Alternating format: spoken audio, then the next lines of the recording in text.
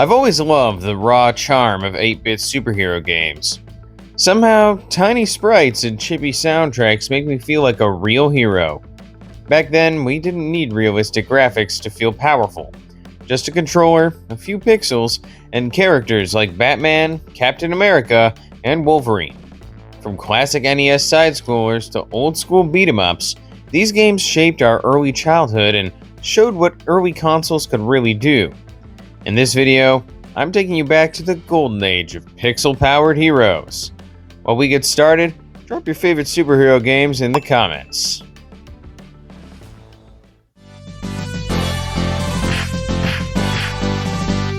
The Avengers! Captain America and the Avengers. When I think of 8-bit style superhero chaos, Captain America and the Avengers always pops into my head as that loud, arcade-style brawler where the screen never stops shouting at you. I'm running side to side, throwing Cap's shield or blasting away as Iron Man, while enemies swarm from every direction. The game mixes side-scrolling beat-em-up stages with these wild shooter sections, so it constantly yanks me out of my comfort zone in the best way. It's not a pure NES experience, but if you love that era's chunky sprites and simple, addictive loops, it scratches the same itch. What really hits me is the vibe. The cheesy voice lines, the over-the-top bosses, and that feeling of being inside a Saturday morning cartoon. It's janky, sure, but that's exactly why it feels so special and unforgettable.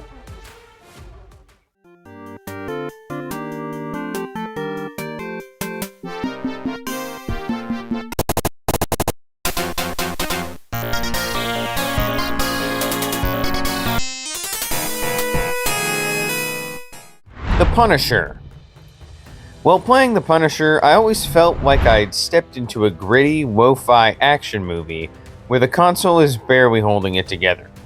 Instead of a classic side-scrolling beat-em-up, I'm locked in this rail shooter setup, moving a crosshair around the screen while Frank Castle unloads on anything that moves. I'm dodging incoming fire, popping out from cover, and grabbing power-ups in frantic bursts. The whole thing feels more like a shooting gallery than a typical superhero game, and that weirdness makes it memorable. It's brutally simple, but when the action gets intense, my heart rate actually goes up. I know it's clunky, I know it's repetitive, but there's something cathartic about the way the system struggles to render all the voice lines with tiny pixels and crunchy sound effects. Feels like an 8-bit vigilante justice distilled.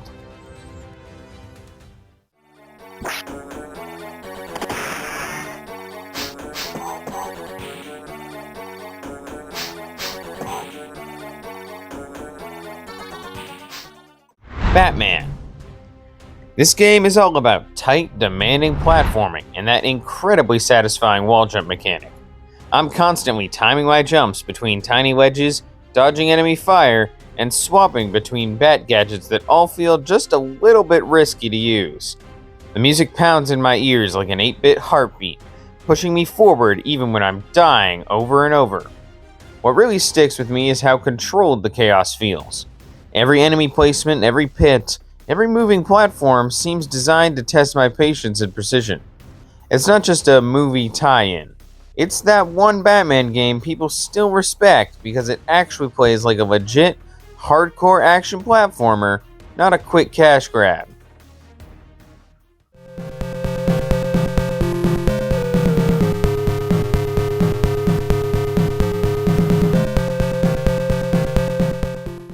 Batman, the video game. Let me talk about Batman, the video game from a slightly different angle, because when I play it, I don't just feel like Batman. I feel like I'm fighting the console itself. The game throws these cruel enemy patterns and awkward jumps at me, and every success feels earned. One moment, I'm punching out goons in close combat. The next, I'm carefully using the wall jump to reach a tiny wedge that feels miles away. I love how each weapon changes the rhythm. The Batarang gives me breathing room, the spear gun demands better aim, and I'm constantly weighing which one will keep me alive a few seconds longer. The bosses hit like trucks, but they're learnable, like old school dance routines. Every death teaches me something, and that's why, even today, this game still feels like a rite of passage for anyone who loves 8-bit superhero pain.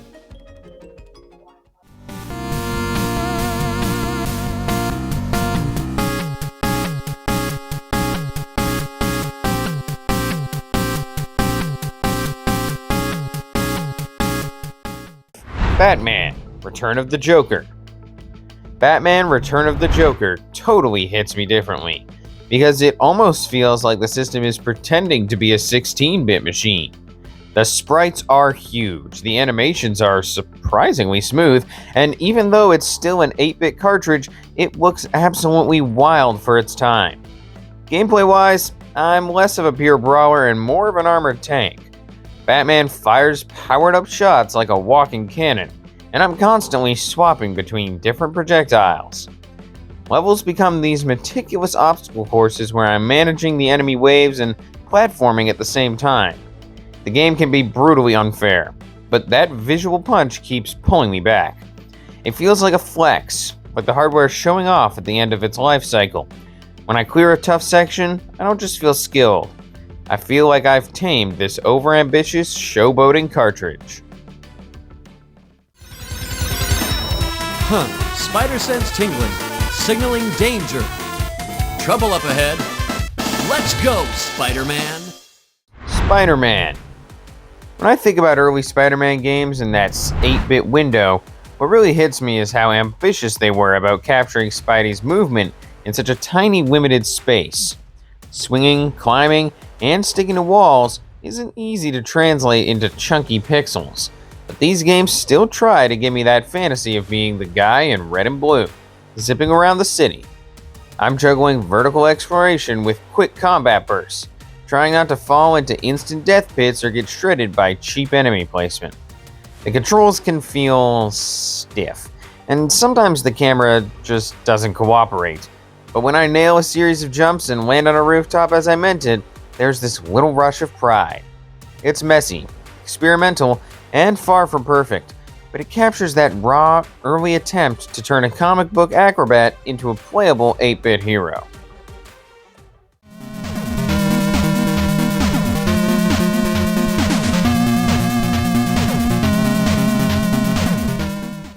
Spider-Man, Return of the Sinister Six. Spider-Man Return of the Sinister Six is one of those games that tests my patience and my curiosity at the same time. On paper, the pitch is incredible. Spidey versus 6 iconic villains, all wrapped up in an 8-bit side-scrolling adventure. In practice, however, the controls are stiff and the jumps feel off, and every punch seems like it lands half a second late. But weirdly, that's part of the charm for me. I find myself learning its quirks, figuring out exactly how far Spidey can leap, how close I need to get for a hit to register, and how to exploit patterns just to survive. Each villain fight feels like a small puzzle hiding under clunkiness. It's not the clean, fluid Spider-Man fantasy we know today, but as a snapshot of early superhero design, it's strangely fascinating and hard to forget.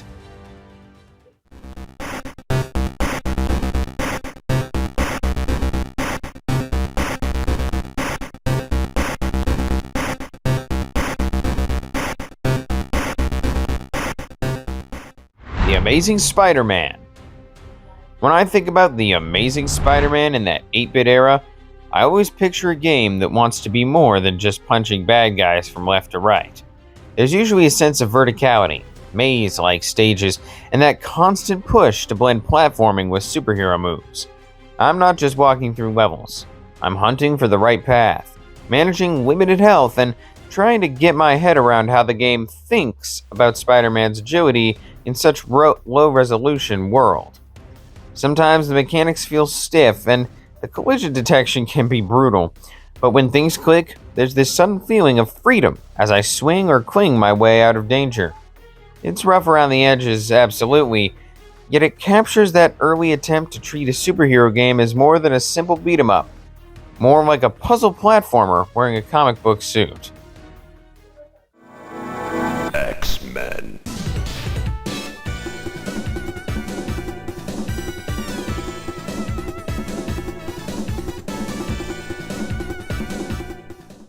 X-Men. In X-Men, I immediately felt like I've been dropped into a chaotic experiment that doesn't quite know how to handle all these mutants, and I kind of love it for that. The isometric view throws me off at first, and I'm wrestling with diagonal movement while enemies rush from awkward angles. Swapping between characters gives each run a slightly different flavor, so I'm constantly thinking about which power set will actually help me survive a given stage. The game doesn't really hold my hand.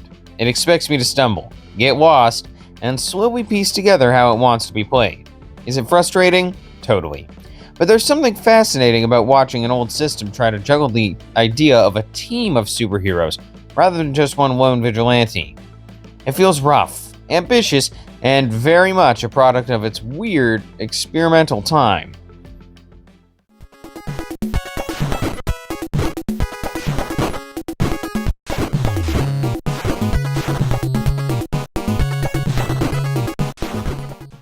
The Adventures of Bayou Billy. The Adventures of Bayou Billy isn't a traditional cape and cowl superhero story, but when I'm playing, Billy absolutely feels like an 8-bit superhero of the swamp. This game throws everything at me. Side-scrolling beat-em-up stages where I'm punching and kicking thugs, driving sections where I'm blasting enemies on the road, and even first-person shooting segments. It's like 3 games crammed into one cartridge.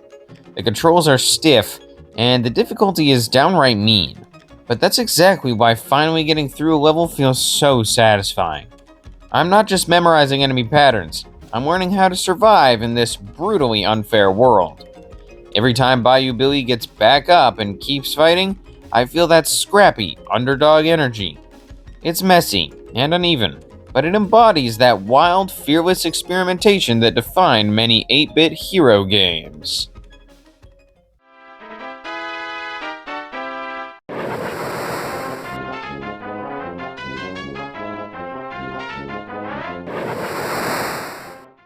The Adventures of Rocky and Bullwinkle and Friends.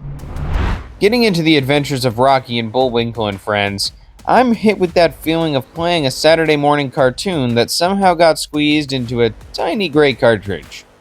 It's lighter, goofier, and way less intense than the darker superhero stuff, but that's exactly its charm. I'm guiding these iconic characters through simple platforming stages, dodging hazards and dealing with enemies that can feel more silly than threatening. The jumps can be awkward, and the hit detection isn't perfect, yet the whole experience carries this weirdly cozy vibe. Instead of feeling like an unstoppable superhero, I feel like a clumsy hero in training, just trying not to stumble to the end of each level. It's not the kind of game people put on a pedestal, but as part of the broader 8-bit hero landscape, it's a fun reminder that not every savior has to be dark and brooding.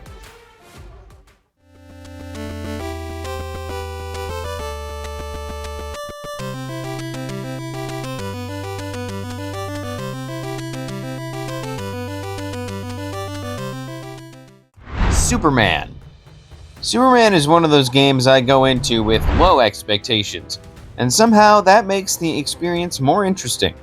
It doesn't give me the full, unstoppable Man of Steel power fantasy. Instead, it weirdly tones him down to fit inside the 8-bit constraints. I'm walking through the city, dropping into side view sections and using basic attacks and limited powers while dealing with random criminals and strange enemies. It almost feels like a slice of life superhero shift rather than some epic showdown. The gameplay can be clunky and confusing, but there's something oddly charming about watching the system try to interpret this godlike character as just another sprite trying to get through his day. When I finally figure out what I'm supposed to do in a stage, it feels less like conquering the world and more like quietly keeping Metropolis together, one tiny crisis at a time.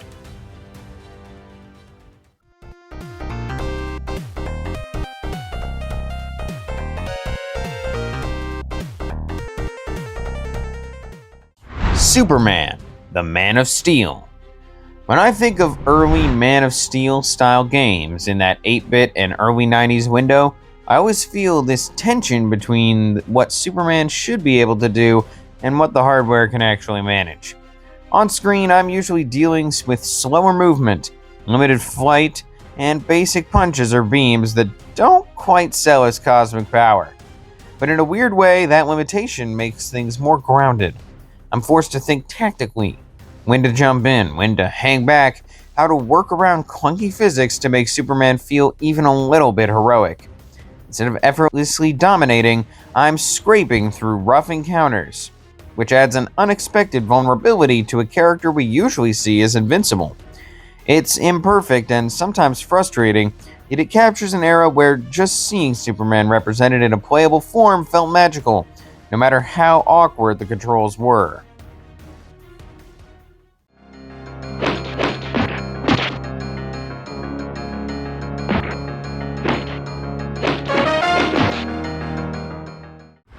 The Tick. The Tick in video game form, especially in that early 90s chunky sprite era, always hits me as this wonderfully absurd parody of superhero brawlers. I'm basically walking from left to right, throwing big, exaggerated punches at waves of enemies that feel like they just wandered out of a Comic-Con bizarre fever dream. Gameplay is simple and repetitive, but that simplicity lets the character's ridiculous energy shine through. Every hit lands with that over-the-top vibe, like the game is constantly winking at me. It doesn't have the tight precision of the best 8-bit action games, yet there's a weird comfort in its straightforwardness. I'm not overthinking combos or mechanics. I'm just leaning into the goofy power fantasy of a hero who takes himself way too seriously in a world that clearly doesn't. It's clunky, campy, and somehow that makes it oddly endearing.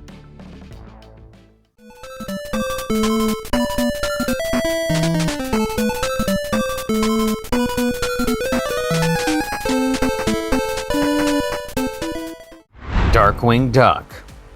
Darkwing Duck feels like that hidden gem you discover and instantly want to recommend to everyone who loves 8-bit platformers.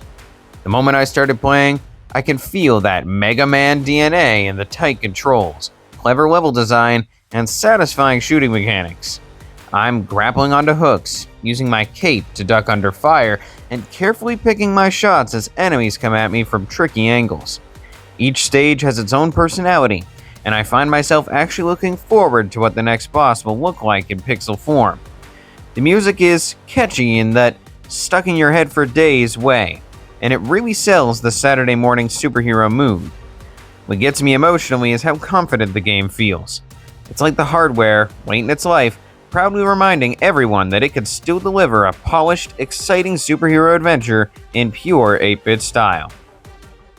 And that's it for today's trip into the 8-bit superhero era.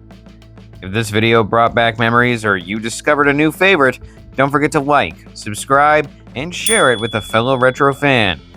Let me know in the comments which of your favorites I missed. Thanks for watching, and Elijah out.